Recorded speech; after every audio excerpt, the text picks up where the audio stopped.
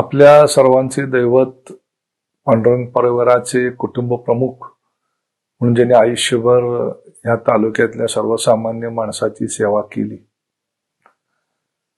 ते कर्मयोगी सुधाकरपंत परिचारक थोरले मालक यांच्या पूर्णाकृती पुतळ्याचा अनावरण समारंभ दिनांक 15 ऑक्टोबर 2025 बुधवार रोजी दुपारी 2 वाजता पांडुरंग सहकारी साखर कारखान्याच्या कार्यस्थळावरती या राज्याचे कर्तव्यदक्ष आणि लोकप्रिय मुख्यमंत्री माननीय देवेंद्रजी फडणवीस साहेब व इतर मान्यवरांच्या हस्ते आयोजित केलेला आहे।